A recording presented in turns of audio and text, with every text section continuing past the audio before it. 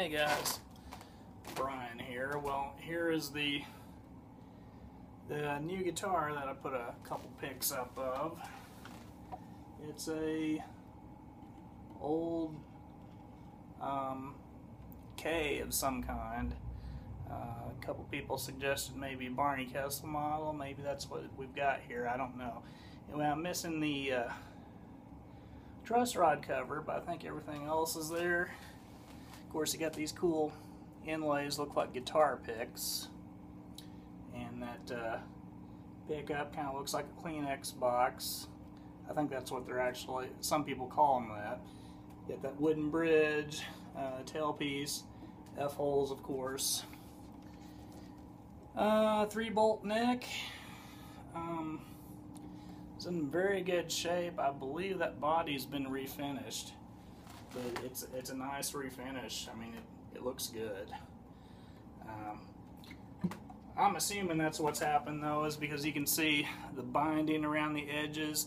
It's covered over with some kind of varnish, so assume that's been refinished. Anyway, pretty cool guitar. I always wanted a semi-hollow electric, and you know, this is almost like a, well, I guess it is kind of like a jazzy guitar, you know.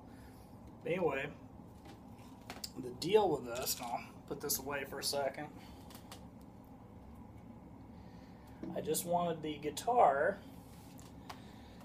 The guy I got it from didn't want to break up the pair. So with it came what we believe is a old Kay amp. It doesn't say anywhere on it, but it's an old amp. This is a tube. Look on the back here, and you got your two inputs, a volume knob and a control knob, which is also the on-off switch. And it's a tube amp, tube-driven sound. It will kind of distort very roughly, not necessarily what a lot of the modern players are used to sound-wise. But this thing gets very hot after a while. You can feel the heat coming off the tubes in the back.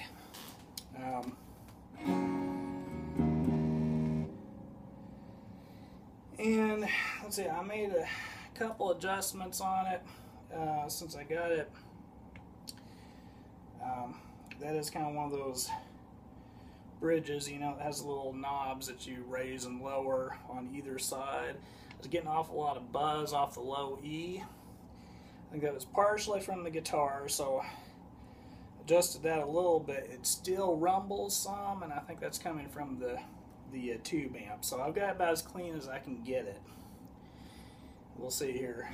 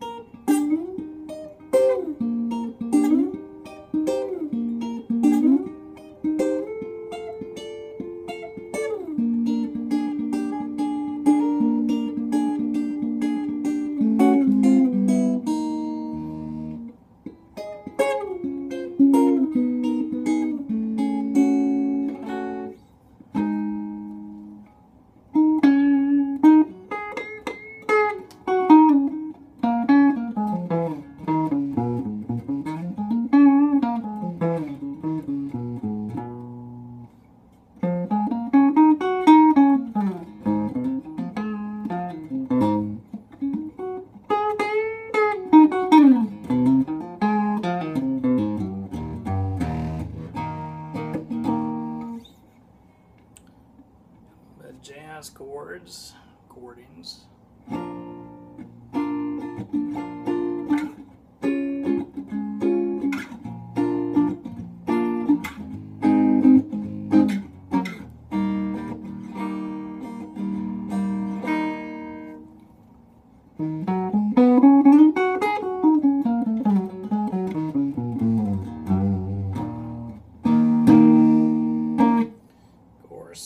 That tone, you can pull that on, I guess, bring on a little bit more bass than the treble. See, that's almost acoustic-y sounding, you know, or amplified acoustic. Turn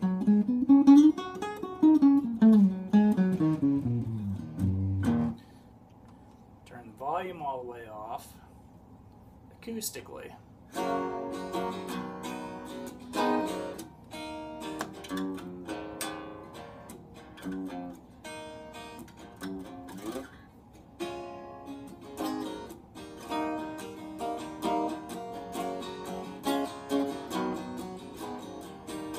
It's almost as loud as some of those really cheap acoustics I've tried are. So I mean, hey, you know, it's better than a solid body unamplified. So anyway, that was the day's find, and don't have a case for this, but the two of these together, this and the amp, I was able to score for $500, so it qualifies for our site. And I'm very happy with it. Got me another vintage guitar for not an arm and a leg, so it's a pretty cool find. The only other thing I'd mention, you guys out there, these old tube amps like this, now it's okay if you like to do it-yourself stuff, tinkering on these electric guitars.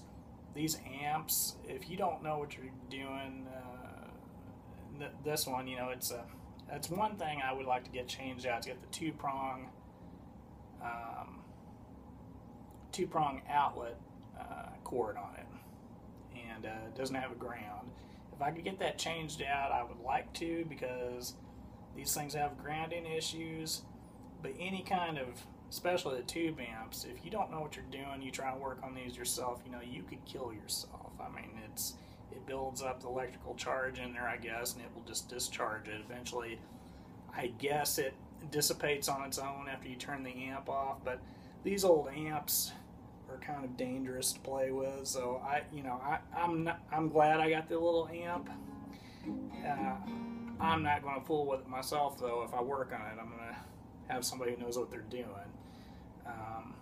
But it's a nice thing to have. Might trade it for something sometime, who knows, because I really just wanted this. Anyway, that's today's score, so guys, take care. Bye.